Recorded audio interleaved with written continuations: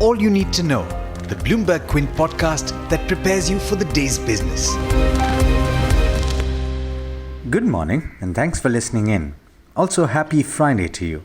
This is the daily morning update from Bloomberg Quint and I'm Alex Matthew. Today is the 20th of November. First up, the festive season might just have caused a spurt in fresh COVID-19 cases here in India. In the 24 hours to 8 a.m. yesterday, India reported over 45,000 fresh cases, the highest addition in a week.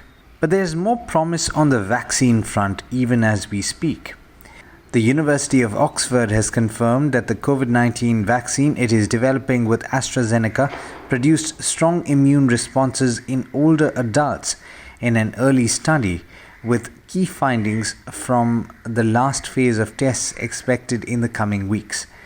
The results, which were published yesterday in the Lancet Medical Journal, shed more light on initial data released in recent months, showing the experimental shot generated an immune response in the elderly, who, as you know, are at the highest risk of severe illness.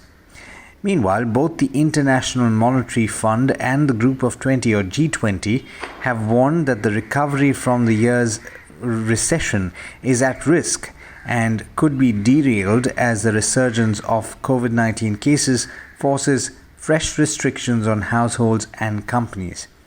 The IMF noted progress on a vaccine, but also said that elevated asset prices point to a disconnect from the real economy and a potential threat to financial stability. Now, ratings agency S&P has said that the Reserve Bank of India's swift resolution of the Lakshmi Vilas Bank will keep contagion at bay and help maintain stability in the Indian banking system. The banking regulator has placed Lakshmi Vilas Bank under moratorium, capping withdrawals at 25,000 rupees and proposed a merger with DBS Bank India, as you know. The Indian subsidiary of the Singapore-based bank will infuse 2,500 crore rupees into the merged entity to support its financial position. We've got lots of literature on that move by the Reserve Bank of India, and you'll find it all on the website bloombergquint.com. Now, IL&FS Financial Services, which is a wholly owned subsidiary of IL&FS, is looking to sell its external corporate loan book worth close to 5,000 crore rupees. That's a PTI story, quoting an unnamed source. The process, which is aimed at reducing the overall debt of IL&FS, will be launched this week. The sale of the loans would be on cash consideration. As of March last year, the NBFC's assets under management stood at 18,000 crore rupees, which included external and internal loans and internal investments. In international news, applications for US state unemployment benefits rose for the first time in 5 weeks and remained well above pre-virus levels. That suggests that the labor market recovery is slowing amid a surging pandemic and fresh business restrictions. Initial jobless claims in regular state programs rose to 742,000 in the week ended November 14, up 31,000 from the prior week and compared with expectations for a decline. It should be noted, though, that the week included Veterans Day and claims data tend to be more volatile around holidays. A vocal advocate of Chinese government reform living in the US has said that several banks have frozen his accounts back home, in another sign that Beijing is stepping up pressure on overseas dissidents.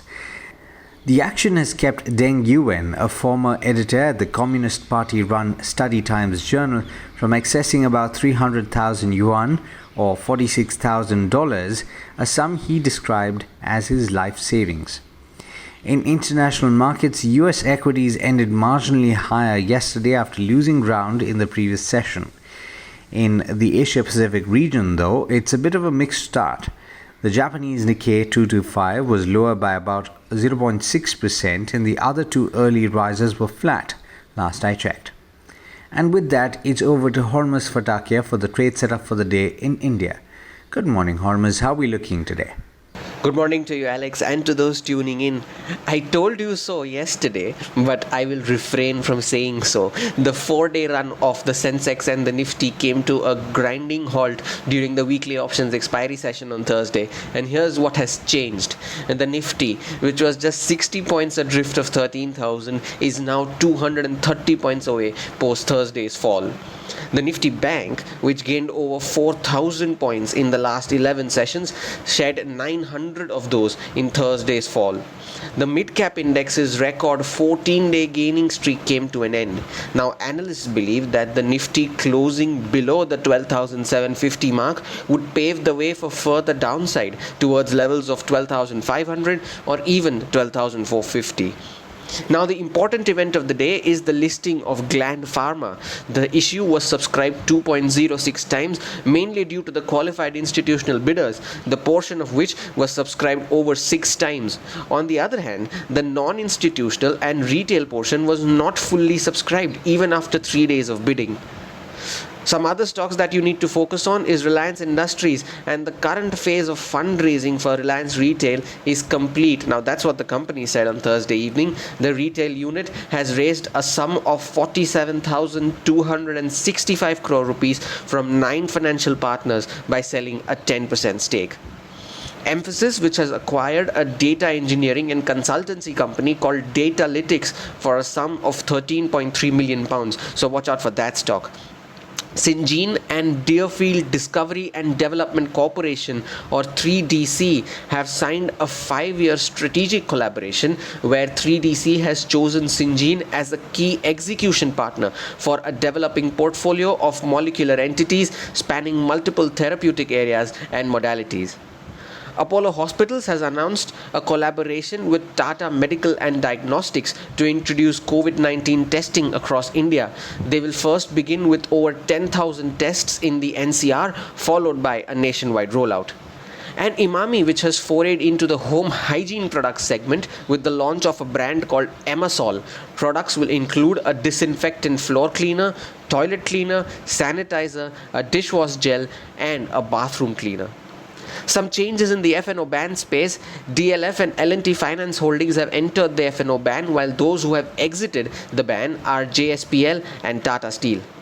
Some stocks that bucked the trend during Thursday's session include Bata, which ended higher for the 6th straight day with gains of close to 5%. The footwear maker ended at its highest level since March this year. Graphite electrode players HEG and Graphite India also bucked the trend on Thursday. I'll start with Graphite first. The stock ended 14% higher, which was its biggest single-day gain since September of 2019. It also ended at a 5-month high. And HEG, which gained 10.5% to end at a 2-month high. And India Cements is the last one that I want to talk about, which ended with gains of 13%, the biggest single-day jump since February this year.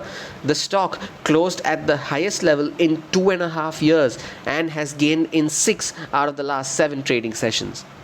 Early ticks on the SGX Nifty indicated that the index traded 20 points higher at the 12,800 mark. Now, despite Thursday's drop, the Sensex and the Nifty are still holding on to gains of close to 0.5% on a weekly basis.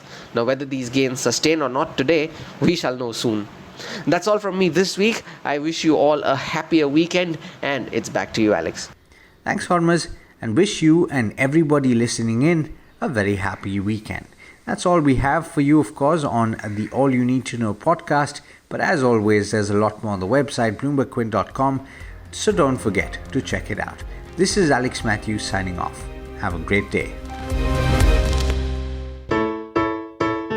I hope you enjoyed listening to All You Need to Know. Did you know that you can listen to the show on the IVM Podcast app? On the IVM Podcast app, along with this, we have a number of other shows which you think you'll enjoy. Listen to Cyrus Says with Cyrus Brocha as the host. Listen to Paisa Vaisa with Anupam Gupta. The Scene and the Unseen with Amit Verma, or Shunya One hosted by Shiladitya Mukhopadhyay and myself. Check out the IVM Podcast app to get more talk content that you will enjoy.